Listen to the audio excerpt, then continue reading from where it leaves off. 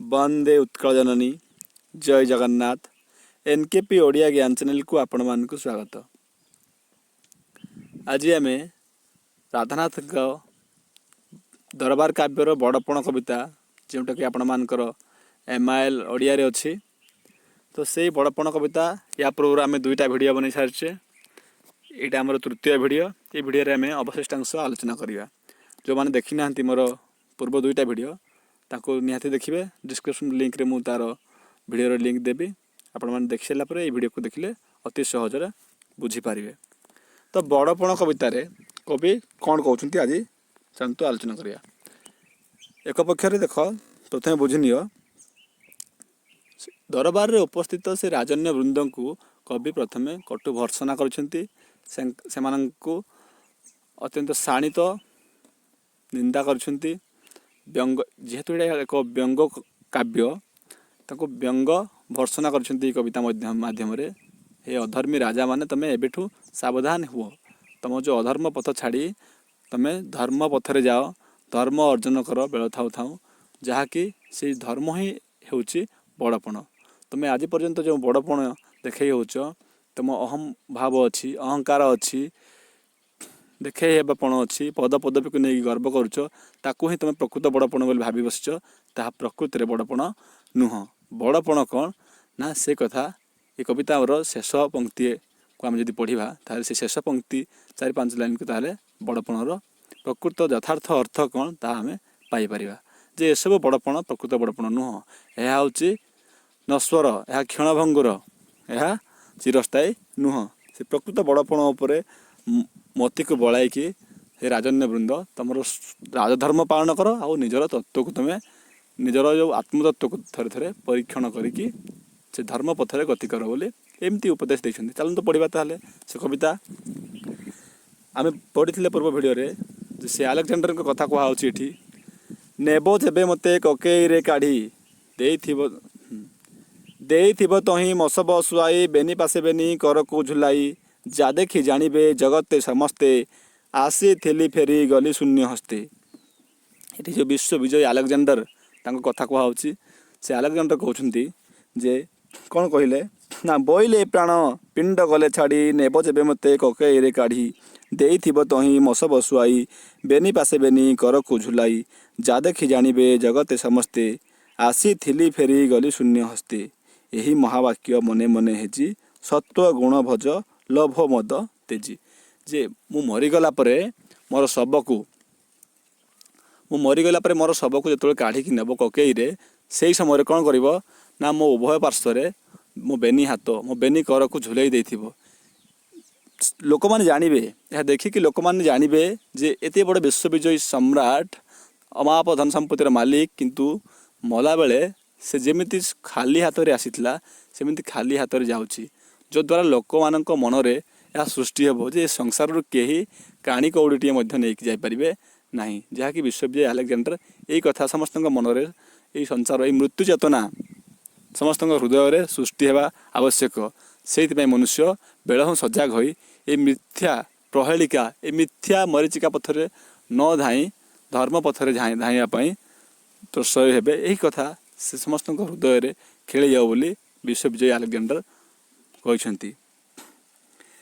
तापर आम देखा चलतु आम ये पर्यंत आलोचना करते पूर्व भिडियो रे।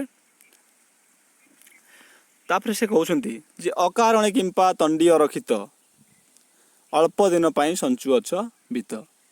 जदि जो बीत अर्थ बा धन संपत्ति तुम जीवन पर्यंत जो जीवन अवधि जी समय पाई तुम्हें जीवन अवधि मध्य तुम्हें अनेक धन संपत्ति संचय करिछ केमिति ना अकारण रे। ये सब धन संपत्ति तुम जो केते प्रजा को शोषण करिकी अन्याय पथरे अत्याचार पथरे अधर्म वित्त सब संचय करिछ। ये सब अधर्म वित्त कौन पाई संचय करिछ ये सब अकारण जीव कौन से प्रकार तुमको साहाय्य करेंगे ना।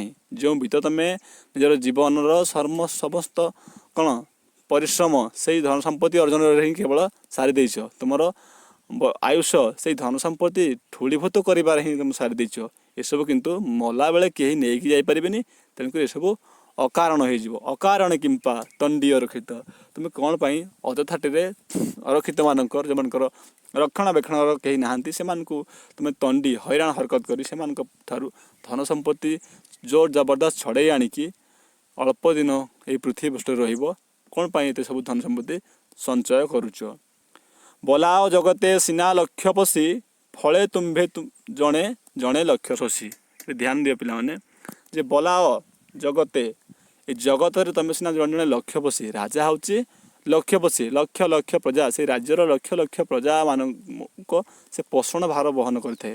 ଅର୍ଥାତ୍ ରାଜ୍ୟକୁ ପାଳନ କରିବା ଭାର ସେ ବୋହିଥାଏ। ପ୍ରଜାନୁରଞ୍ଜନ ଶାସନ କରିବା ଭାର ସେ ବୋହିଥାଏ।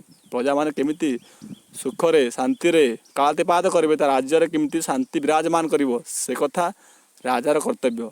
ତୁମେ ସିନା ଜଣେ ଜଣେ ଲକ୍ଷ୍ୟ ପଶି ବୋଲି ଏଇଭଳି ଉପାଧି ବହି ଧରିକି ରହିଛ, କିନ୍ତୁ ପ୍ରକୃତ ପକ୍ଷରେ ତୁମେ କ'ଣ ଜଣେ ଜଣେ ଲକ୍ଷ୍ୟ ପଶିକି ଏଇଭଳି ଏକ ପ୍ରଶ୍ନ କରୁଛନ୍ତି।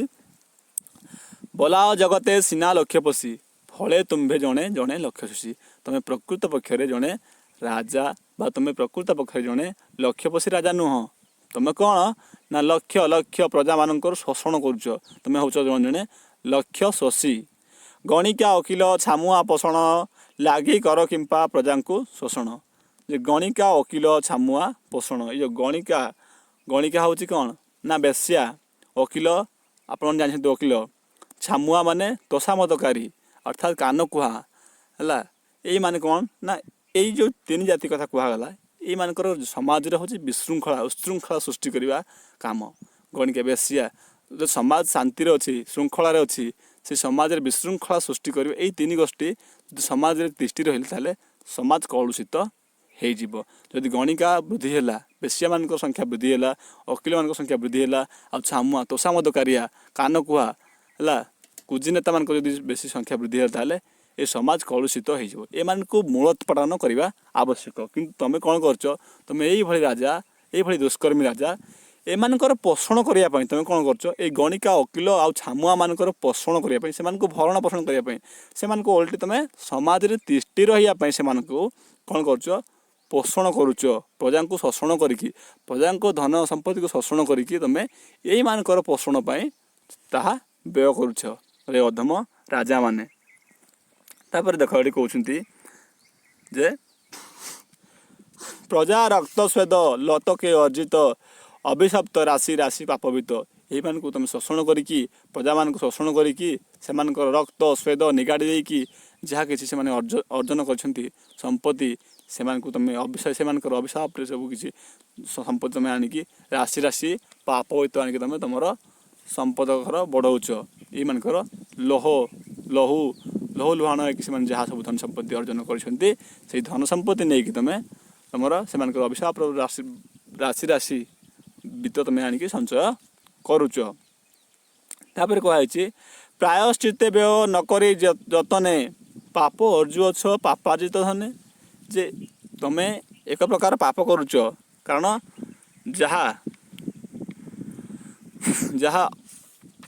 କର ଖଞ୍ଜଣା ଆକାରରେ ପ୍ରଜାଙ୍କ କୂଳଠୁ ଯାହା ସମ୍ପଦ ଆଣିବା କଥା, ନ୍ୟାୟିକ ଉଚିତ ଯାହା କିଛି, ତାହା ହେଉଛି ସମ୍ପତ୍ତି ଅର୍ଜନ କରିବା କଥା, ତୁମେ ଆୟ ଅର୍ଜନ କରିବା କଥା। କିନ୍ତୁ ତୁମେ କ'ଣ କରୁଛ ନା ତୁମେ ତ କର ଖଞ୍ଜଣା ଏମିତି ସବୁ ଅନ୍ୟାୟ ଅତ୍ୟାଚାର ମାଧ୍ୟମରେ ପ୍ରଜାଙ୍କ ଠାରୁ ଲୁଟି ନେଉଛ।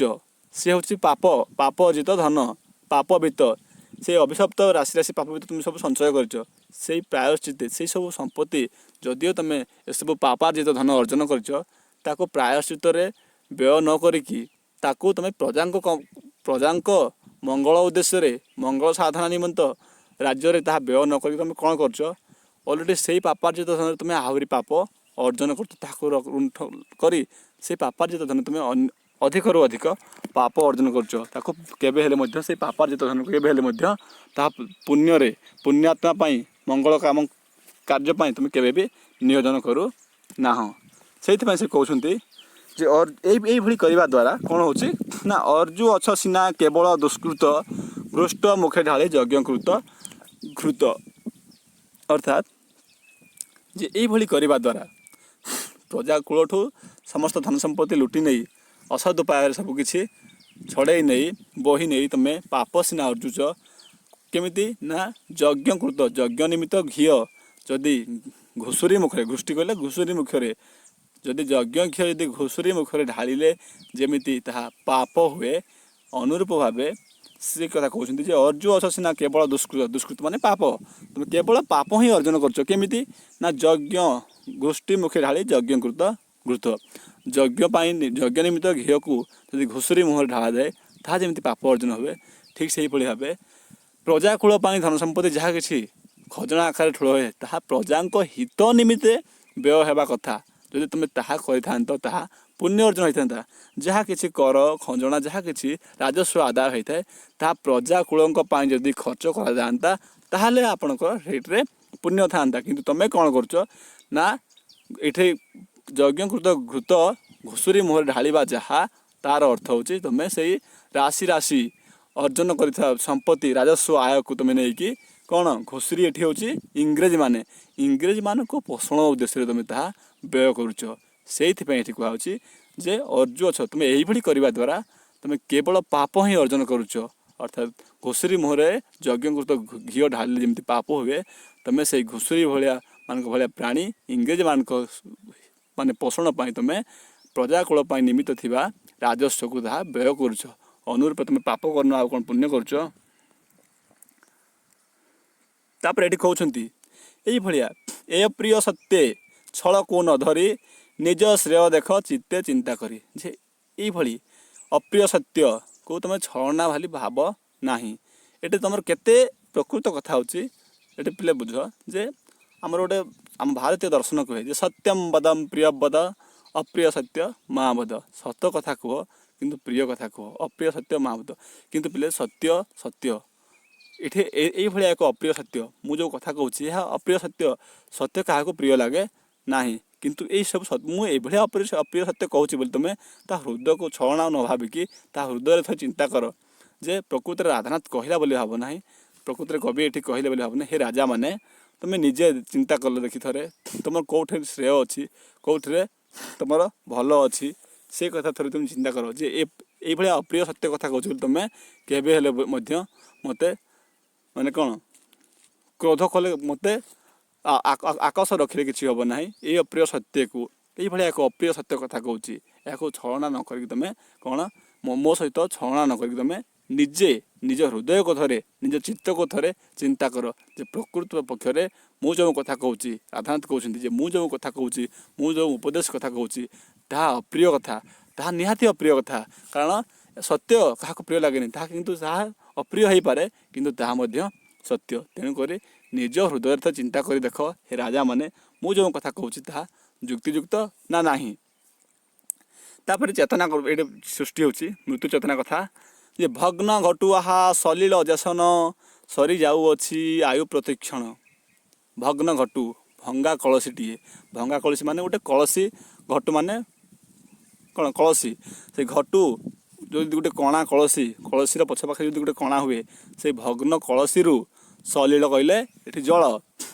भग्न घटू पानी जमी पड़ी पड़ी सरी जाऊँगी से भाव आम आयुष आम जो घट आम जो शरीर अच्छी ये शरीर थी आयुष जीवात्मा जो विराजमान अच्छे आयुष सेमती प्रत्येक क्षण में सरी जाऊँगी भग्न घटुआहा सलिल जेसन सरी जाऊँगी आयु प्रतिक्षण अर्थात भंगा माथियारू पानी सरी सरी जावा भली आम शरीर आम घटर आम ये पिंडरू आयुष अनुरूप भाव सरी सरी जाऊँगी बड़ क्रूर काल बड़ अविश्वासी हाबड़ी जीव से आचंबिते आसी बड़ क्रूर काल काल हूँ अत्यंत क्रूर काल कहले जम काल कहले समय ये समय अत्यंत क्रूर से क्या अपेक्षा करे ना तार आवर्तन गति से सबकिछि लीन कर दिए ये क्रूर ये काल हूँ ये काल हूँ ये जम हूँ अत्यंत क्रूर आउ सी अविश्वासी क्या विश्वास तार ना से काल काल गर्भ समस्ते लीन होगा अवश्य से कहते ये काल हाबड़ी जीव आचंबिते आसी तत्क्षणात् तुमको हतचकित करदेव जम कौटी थी तुम भाव तुम एवं मोर मृत्यु हम ना मुझे कैशोर अवस्था अच्छी बाल्य अवस्था कैशोर अवस्था आसी जवन अवस्था हम वृद्धा हेबी एमती भावुच कि एमती नुह ये काल कहारी को क्षमा दिए ना ये अतर्कित भाव आसिकी हाबड़ी जीव तुम मृत्यु काल ଅତର୍କିତ ଭାବେ ଆସିକି ପହଞ୍ଚିଯିବ। ତୁମେ ସଜାଗ ହେଇନଥିବ, ତୁମେ ଭାବିନଥିବ ମୋର ଏତେ ଶୀଘ୍ର ମୃତ୍ୟୁକାଳ ଆସିବ ବୋଲି। ତାପରେ ଦେଖ କହୁଛନ୍ତି ଏଠି ଯେ ଦୂରବର୍ତ୍ତୀ ଜାଣି କାଳକୁ ଯେ ହସେ, ହସି ସେ ତା ପଛେ ଆସି ଲୁଚି ବସେ। ତୁମେ ଭାବୁଥିବ ଯେ ସେ ସିନା ବୃଦ୍ଧା ଲୋକ ହୋଇଥିଲା ବୋଲି ତାର ମୃତ୍ୟୁ ହେଇଗଲା, ମୁଁ ତ ବୃଦ୍ଧା ନୁହଁ, ମୁଁ ବାଲ୍ୟ, ମୁଁ ମରିବିନି, ସେଇଥିପାଇଁ ତୁମେ ହସୁଥିବ ମୋର ଏବେ କେଉଁଠି ମୃତ୍ୟୁ ଆସିବ। ଏକଥା ନୁହଁ। ଏଇଭଳି ଭାବରେ ଯିଏ ମୃତ୍ୟୁକୁ ଅଟହାସ୍ୟ କରୁଥିବ, ମୃତ୍ୟୁକୁ ତାତ୍ସଲ୍ୟ କରୁଥିବ, କାଳ ତାରି ପଛରେ ଆସି କେତେବେଳେ ବସିଯାଇଥିବ, ଅର୍ଥାତ୍ ତୁମର ମୃତ୍ୟୁକାଳ କେବେ ସନ୍ନିକଟ ହେଇ ଯାଇଥିବ ତାହା ତୁମକୁ ଜଣାପଡ଼ିବ ନାହିଁ। ଅର୍ଥାତ୍ କାଳ ତୁମର ପଛପକ୍ଷେ ଆସିକି ଲୁଚିକି ବସିଥିବ, ତୁମେ ଜାଣିପାରିବ ନାହିଁ। ସେ କଥା କହୁଛନ୍ତି ଯେ କାଳ ସହିତ ଅଟହାସ୍ୟ କରିବା ଠିକ୍ ନୁହଁ। ତୁମେ କାହାର ମୃତ୍ୟୁ ହେଇଯାଇଛି, ମୁଁ ଏବେ ମରିବିନି, ତେଣୁକରି ତାହା ଅଟହାସ୍ୟ ମଧ୍ୟ ଯୋଗ୍ୟ ନୁହଁ। ତୁମେ ଏଇଭଳି ଯଦି ହସୁଥିବ ତାହେଲେ କ'ଣ ହେବ? ଦୂରବର୍ତ୍ତୀ, ମୋର ଏବେ ମୃତ୍ୟୁ ନାହିଁ ଏମିତି ଭାବୁଥିବ ତୁମେ। ମୁଁ ଏବେ ବାଲ୍ୟକାଳରେ ଅଛି, ମୁଁ ବୃଦ୍ଧା ହେଲେ ଯେ ମୃତ୍ୟୁ ହେବି, ଏତେ ସବୁ କାମ ବାକି ଅଛି। ଯଦି ଏଇଭଳି ଭାବେ ତୁମେ ହସୁଥିବ ତାହେଲେ କ'ଣ ହେବ ନା ଦୂରବର୍ତ୍ତୀ ଜାଣି କାଳକୁ ଯେ ହସେ, ହସି ସେ ତା ପଛେ ଆସି ଲୁଚି ବସେ। ନୀତି ବେଳ ବୁଝି ଛାମୁରେ ହାଜର, ହେବା ବିଧି ତାକୁ ନାହିଁଟି ଗୋଚର। ନୀତି ବେଳ ଅର୍ଥାତ୍ ତୁମେ କାମ କରୁଥିବ, ଏମିତି କାର୍ଯ୍ୟରତ ଅବସ୍ଥାରେ ଥିବ, ତୁମେ ଆସିକି ଛାମୁରେ ହାଜର, ତୁମ ଆଗରେ, ତୁମ ସନ୍ନିକଟରେ ଆସିକି, ତୁମ ପାଖରେ, ତୁମେ କାର୍ଯ୍ୟରତ ଥିବ, ତୁମ ପାଖରେ ଆସିକି ମୃତ୍ୟୁ ହାଜର ହେଇଯିବ। ଅର୍ଥାତ୍ ତୁମକୁ ସେ ବାଜା ବଜେଇକି ଆସିବନି। ମୃତ୍ୟୁ କ'ଣ କାହାକୁ ବାଜା ବଜେଇକି ଆସିକି କହିକି ଆସିବୁ ମୁଁ ଆଜି କାଲି ଯିବି, ତୋର ମୃତ୍ୟୁ ହେଉଛି, ତୁ ସଜେଇ ହେଇକି ଥିବୁ, ନା ଏମିତି ନୁହଁ। ତୁମେ କାର୍ଯ୍ୟରତ ଥିବ, ସେଇ ସମୟରେ ମୃତ୍ୟୁ ଆସିକି ହାଜର ହେଇଯିବ। ହେବା ବିଧି ତାକୁ ନାହିଁଟି ଗୋଚର। ସେ କେବେ ତୁମର କାମ ସରିବ ଏମିତି କିଛି ନିୟମ ତା ପାଇଁ ନାହିଁ। ତା ସମୟ ସମସ୍ତଙ୍କ ପାଇଁ ସମାନ।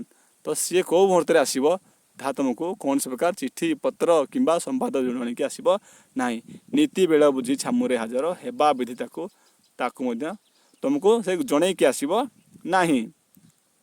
କେତେ ଦିନ ଖେଳୁଥିବ ଏହି ଖେଳ, ପାଖେଇ ଆସୁଛି ସେ ଅନ୍ତିମ ବେଳ।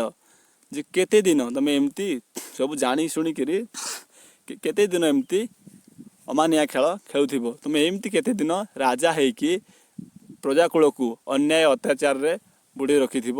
କେତେ ଦିନ ତୁମେ ଆହୁରି ଏମିତି ମାନେ ପାପ କାର୍ଯ୍ୟରେ ଲିପ୍ତ ରହିଥିବ। କେତେ ଦିନ ତୁମେ ଏମିତି ଆହୁରି ଅଧର୍ମ କାମରେ ଲିପ୍ତ ହୋଇଥିବ। ତୁମେ ଆଜି ରାଜା ହେଇଛ, ତୁମେ ଆଜି ତୁମର ବାର୍ଦ୍ଧକ୍ୟ ଅବସ୍ଥା ଆସିଲାଣି ହେଲା, କେତେ ଦିନ ଆଉ ଖେଳୁଥିବ ଏଇ କାଳ? ପାଖେଇ ଆସୁଛି ସେଇ ଅନ୍ତିମ ବେଳ। ଅର୍ଥାତ୍ ତୁମର ମଧ୍ୟ ଦିନେ ସେଇ ଅନ୍ତିମ ବେଳ ସନ୍ନିକଟ ହେଇ ଆସୁଛି, ଅନ୍ତିମ ବେଳ ପାଖେଇ ଆସୁଛି। ତୁମେ ସବୁ ବୁଝିକି ସବୁ ଅବୁଝା କାହିଁକି ହେଉଛ, ସେଇ କଥା ଏଠି କୁହାହେଉଛି ଯେ କେତେ ଦିନ ଏମିତି ତୁମେ ଆହୁରି ଅନ୍ୟାୟ ଅତ୍ୟାଚାରରେ ଲିପ୍ତ ରହିଯିବ। ତୁମର ମଧ୍ୟ ଅନ୍ତିମ ବେଳ ପାଖେଇ ଆସିଲାଣି। ବେଳ ହୁଁ ସତର୍କ ହୁଅ, ବେଳ ହୁଁ ତୁମେ ଧର୍ମ ଅର୍ଜନ କରିବା ଶିଖ, ନଚେତ ସବୁ କ'ଣ ବ୍ୟର୍ଥ ହେଇଯିବ। ଏ ମନୁଷ୍ୟ ଜୀବନ ତୁମର ବ୍ୟର୍ଥ ହେଇଯିବ। ତ ସେଇ କଥା ଏଠି କୁହାହେଉଛି ଯେ ଆସୁଛି ନୀରବେ ସେହୁ ପ୍ରତିକ୍ଷଣ, ନିତ୍ୟଗାମୀ ରଥ ଚକ୍ର ଆବର୍ତ୍ତନ। ସେ କେମିତି ଆସୁଛି ନା ଅତ୍ୟନ୍ତ ନୀରବରେ, ସାଇଲେଣ୍ଟଲି ମୃତ୍ୟୁ ଆସୁଛି। ମୃତ୍ୟୁ ବାଣ ରସଣି ଧରିକି ଆସିବନି। ସେ କ'ଣ ବାହା ହେଇ ଆସୁଛି? ସେ ମୃତ୍ୟୁ ବାଣ ରସଣି ନେଇକି ଆସିବନି ପିଲେ। ସିଏ ଆସିବ କେମିତି? ନୀରବରେ। ତ ଆସୁଛି ନୀରବେ ସେହୁ ପ୍ରତିକ୍ଷଣ। ପ୍ରତି ମୁହୂର୍ତ୍ତରେ ମୃତ୍ୟୁ ହେଉଛି। ଆମ ଧାରାବକ୍ଷରେ ପ୍ରତି ମୁହୂର୍ତ୍ତରେ ଲୋକ ଜନ୍ମ ହେଉଛନ୍ତି, ପ୍ରତି ମୁହୂର୍ତ୍ତରେ ମୃତ୍ୟୁ ହେଉଛନ୍ତି। ସେ କେମିତି ଆସୁଛି ନା ଆସୁଛି ନୀରବେ। ସେ ନୀରବର ସହିତ ସମୟ ଆମର ନୀରବର ସହିତ ଅତିକ୍ରାନ୍ତ କରୁଛି। କେମିତି ଆସୁଛି ନା ନିତ୍ୟଗାମୀ ରଥ ଚକ୍ର ଆବର୍ତ୍ତନ। ନିତ୍ୟଗାମୀ ରଥ, ନୀତି ଆଗାମୀ ନିତ୍ୟଗାମୀ ରଥ ଅର୍ଥାତ୍ ଦିନ ରାତି ଆମ ଯେମିତି ଆସୁଛି ହେଲା, ଏ ସୂର୍ଯ୍ୟ, ଏ ଯେଉଁ କାଳ ସମୟର ଚକ୍ର କେମିତି ଆସୁଛି? ପ୍ରତିଦିନ ଆସୁଛି। ସେ ନିତ୍ୟଗାମୀ ରଥ ଚକ୍ର ଆବର୍ତ୍ତନ ଗତିରେ ସେ ପ୍ରତିଦିନ ଆମ ନିକଟରେ ଆସିକି ଉପସ୍ଥିତ ହେଉଛି। ଅର୍ଥାତ୍ ପ୍ରତିଦିନ ଏମିତି ନିତ୍ୟଗାମୀ ରଥ ଚକ୍ର ଯୋଗୁଁ ଆମେ ଆଗାମୀକାଲି ଏମିତି ମୃତ୍ୟୁର ସନ୍ନିକଟ ହେଇ ଯାଉଛେ। ଆସୁଛି ନୀରବେ ସେହୁ ପ୍ରତିକ୍ଷଣ, ନିତ୍ୟଗାମୀ ରଥ ଚକ୍ର ଆବର୍ତ୍ତନ। ଯେମିତି ଆମର ମଧୁସୂଦନ ରାଓ କହିଥିଲେ ତାଙ୍କର ସାହିତ୍ୟରେ, ରେ ଆତ୍ମନ୍ ନିଦ୍ରା ପରିହରି, ଫେଡ଼ି ଚିନ୍ତାର ଲୋଚନ, କର କର ନିରୀକ୍ଷଣ, ନିଃଶବ୍ଦେ ଜୀବନ ସ୍ରୋତ ଧାଉଁଛି କିପରି, ଭେଟିବାକୁ ମୃତ୍ୟୁ ସିନ୍ଧୁ କରାଳ ଲହରୀ। ଅନୁରୂପ ଭାବେ ଏଠି ଆମର ରାଧାନାଥ ମଧ୍ୟ କହୁଛନ୍ତି ଯେ ସେ କେମିତି ନୀରବରେ ଆସୁଛି ହେଲା। ନିତ୍ୟଗାମୀ ସୂର୍ଯ୍ୟ ଆବର୍ତ୍ତନ, ଆସୁଛି ନୀରବେ ସେହୁ ପ୍ରତିକ୍ଷଣ, ନିତ୍ୟଗାମୀ ରଥ ଚକ୍ର ଆବର୍ତ୍ତନ। ପ୍ରତି ମୁହୂର୍ତ୍ତରେ ଆମେ ମୃତ୍ୟୁର ସନ୍ନିକଟବର୍ତ୍ତ ହେଇ ଯାଉଛେ। ଆୟୁ ସୂର୍ଯ୍ୟ ଯାଏ ତଳେ ଯେତେ ଗଡ଼ି, ତୁମ୍ଭ ମାୟା ଯାଏ ଛାୟା ପରି ବଢ଼ି। ଆୟୁ ସୂର୍ଯ୍ୟ जोटे हाइफेन दिखाई से अनुमान कर आयु रूपक सूर्य है आयुष रूपक सूर्य जाए तले जेते गढ़ी तुम्भ माया जाए छाया परी बढ़ी। चिंता कर पिलेठी जे सूर्य जिते पश्चिमाभिमुखी हो जाती जिते अपराह्न अवतीर्ण हो जाए से समय वृक्षर बा पहाड़र छाया सब लंब आकार पड़ी थाए तार छाया लंब आकार पड़ी थाए है ठीक से भाव तुम आयुषर अपराह्न मनुष्य तार बयसर अपराह्न जो उपस्थित हुए तार ये संसार प्रति सेमती स्नेह माया ममता सब छाई लंबा छाई परी ये संसार तुम छाई सेमती सबआड़े विस्तारित होगी थाए अर्थात तुम बयस जी परिपक्व हो जाए ये संसार रे तुम स्नेह संपर्क माया बंधन से सुदृढ़ से लंबी जाए से व्यापी जाए जन्म तुम ये संपर्क न थाए। तो सही कथा कहुच्छे आयु रूपक सूर्य तुम आयुष रूपक सूर्य जिते आयु रूपक सूर्य जाए जिते गढ़ी जी से पश्चिमाभिमुखी हुए सूर्य जमी पश्चिमाभिमुखी हेले सब समस्त छाया लंब आकार पड़ी था विस्तारित हो चतुर्दिग को पड़ी थाए से भाई भाव तुम ये पृथ्वी पृष्ठ गला गला समय तुम बार्धक्य अवस्था आसवा समय तुम मृत्यु सन्निकट होगा समय तुम ये संसार सेमती मायामोह लंब हो रही जाए चतुर्दिग को विस्तारित हो जाए। तापर कहते जे माया चेर तले भेदिब जेतिकी अंतक रगड़े झिंकिब तेतिकी। माया चेर माया रूपक चेर है माया चेर तले भेदिब जेतिकी अंतक रगड़े झिंकिब तेतिकी।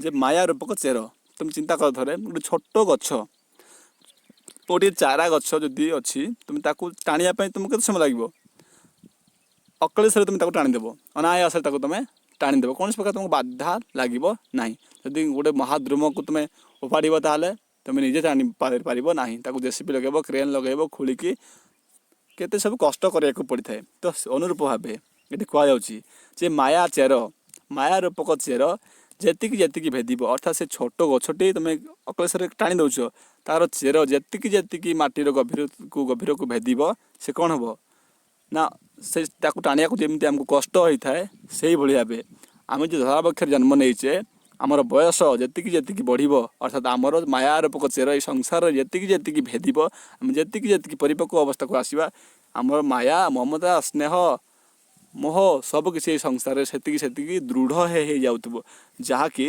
अंतक कहले जम जम आसिक टाणी को आमको ये संसार रू आमको जो जमालय ना हम से कष्ट करने को पड़ो आ तुम मैंने से कष्ट जीव देख वृद्ध काल में तुम मृत्युर सन्निकट हो आसमती के विशेष व्यक्ति विशेष अच्छा जो मैंने कि शेष अवस्था परिणत अवस्था से उपनीत होते मुमूर्षु होते ना मरी पारे ना बंची पारे ये संसार जो मैं नापी चाहूब नहीं पार न संसार मोह माया को जाबुड़ी रखि तो सही कथा ये कहुच्छे है माया चेर तले भेदिब जी माया रूपक चेर गचर चेर जी तलक तलक भेदिब टाणीबारे से कष्ट होता है।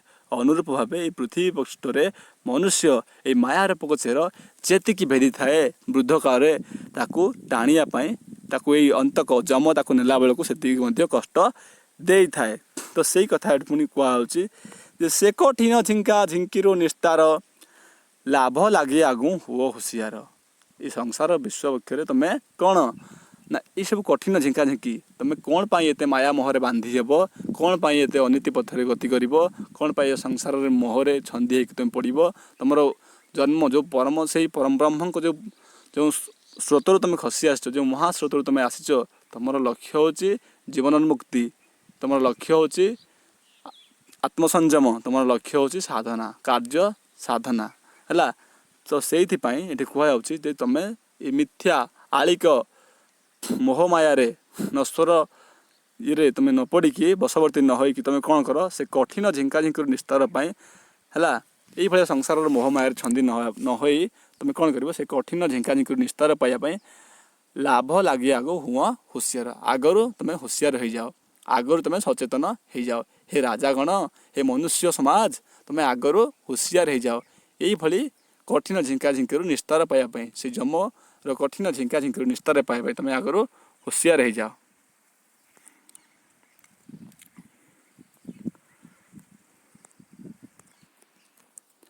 ଭିଡ଼ିଓଟି ଅତି ଦୀର୍ଘ ହୋଇଗଲାଣି।